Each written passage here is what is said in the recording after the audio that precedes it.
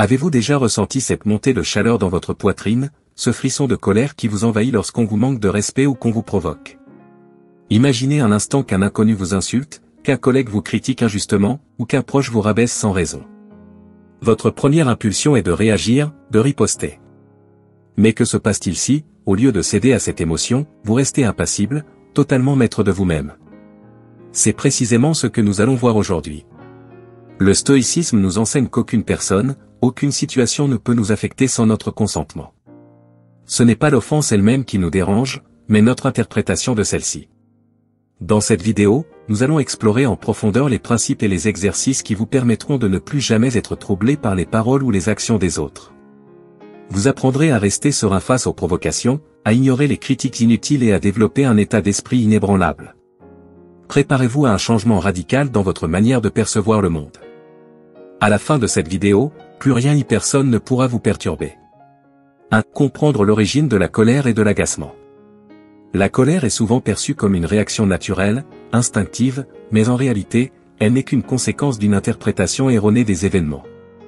Elle naît lorsque nous estimons que quelque chose de mauvais nous est arrivé ou nous a été fait.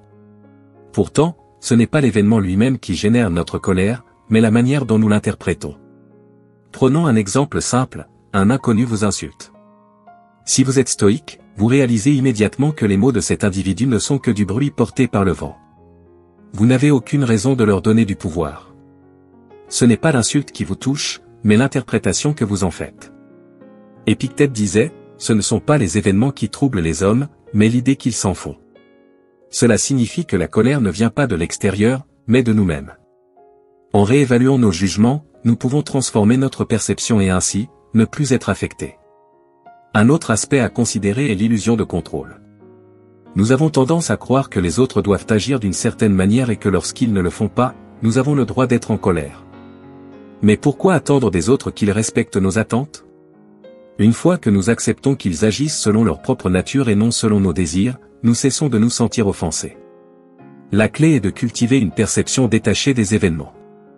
Imaginez-vous dans un théâtre, les autres jouent leur rôle, parfois en étant injustes ou désagréables, mais leur performance n'a de poids que si vous leur accordez de l'importance. En prenant du recul, vous réalisez que ce ne sont que des scénarios extérieurs qui ne méritent pas votre énergie. 2. Développer l'indifférence aux opinions et actions des autres. Les stoïciens distinguent deux catégories dans la vie, ce qui est sous notre contrôle et ce qui ne l'est pas.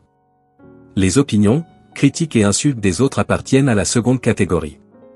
Alors, pourquoi s'en préoccuper? Un philosophe stoïcien ne se laisse pas déstabiliser par ce qu'il ne peut pas maîtriser. Imaginons une scène, quelqu'un vous critique injustement. Si vous êtes dans un état stoïque, vous souriez intérieurement. Pourquoi? Parce que ces mots ne vous appartiennent pas. Ce que les autres pensent de vous ne change en rien votre valeur. Épictète nous rappelle, si quelqu'un vous dit du mal de vous, ne le contredisez pas, mais répondez, il ignore encore mes autres défauts, autrement il ne se serait pas contenté de cela. Cette attitude désarme totalement ceux qui cherchent à nous provoquer. Développer l'indifférence ne signifie pas devenir insensible, mais plutôt apprendre à choisir ses batailles. Imaginez-vous comme une grande forteresse, des flèches peuvent être tirées contre ses murs, mais elles ne la brisent pas. Vous devez devenir cette forteresse mentale. Un exercice efficace consiste à se répéter chaque matin, aujourd'hui, des gens vont me juger, certains seront injustes, d'autres me critiqueront. Mais rien de tout cela ne m'appartient. Ce n'est que leur perception, pas la réalité. Un autre principe fondamental est la relativisation. Si quelqu'un vous insulte, demandez-vous, cette personne aura-t-elle encore de l'importance dans ma vie dans un an? Et même dans un mois? La réponse est souvent non. En mettant en perspective l'impact réel des paroles des autres, vous réalisez qu'elles sont insignifiantes. 3. Cultiver un état d'esprit inébranlable. Un esprit inébranlable ne se construit pas du jour au lendemain. Il est le fruit d'un entraînement mental rigoureux. L'une des pratiques les plus puissantes du stoïcisme est la préméditation des mots. Il s'agit de se préparer à l'avance aux difficultés de la vie. Par exemple, chaque matin, vous pouvez vous dire, aujourd'hui, je rencontrerai des personnes grossières, des individus ingrats, des gens coléreux. En anticipant ces situations, vous évitez la surprise et renforcez votre capacité à rester calme. Un autre exercice consiste à voir chaque contrariété comme un test. Imaginez-vous comme un guerrier face aux épreuves de la vie. Chaque provocation est une opportunité de prouver votre maîtrise de vous-même. Vous ne pouvez pas empêcher la tempête de souffler, mais vous pouvez choisir de rester impassible. Marc Aurèle, dans ses « Pensées pour moi-même », conseillait de toujours prendre du recul. Si un chien aboie après toi, vas-tu t'abaisser à lui répondre? Cette métaphore illustre bien l'importance de ne pas donner d'importance à ce qui ne mérite pas notre énergie. 4 techniques pratiques pour rester impassible. La pause stoïque. Avant de réagir à une provocation, prenez une profonde inspiration et attendez quelques secondes. Cela brise le cycle réactif automatique et vous permet de choisir une réaction rationnelle. Le détachement mental. Rappelez-vous que ce qui vous affecte n'est pas l'événement, mais votre jugement. Si quelqu'un vous insulte, demandez-vous, pourquoi devrais-je laisser ces mots m'atteindre? L'humour stoïque. Marc Aurèle et Sénèque utilisaient souvent l'ironie pour neutraliser l'agressivité des autres. Si quelqu'un vous critique, répondez-lui avec légèreté, « Je suis d'accord avec toi, j'ai encore bien pire en moi. » La méditation journalière. Chaque soir, faites un bilan de votre journée. Quelles situations ont failli vous faire perdre votre calme? Comment auriez-vous pu mieux réagir?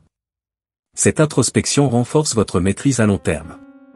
Visualisation négative. Imaginez à l'avance les pires scénarios et entraînez-vous à y réagir avec calme. En vous préparant mentalement, vous réduisez l'impact émotionnel des événements imprévus.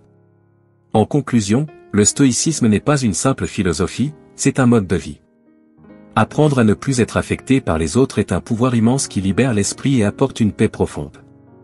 Récapitulons, la colère vient de notre interprétation des événements, nous devons apprendre à distinguer ce qui est sous notre contrôle et ce qui ne l'est pas, cultiver un état d'esprit résilient et appliquer des techniques concrètes pour rester impassible.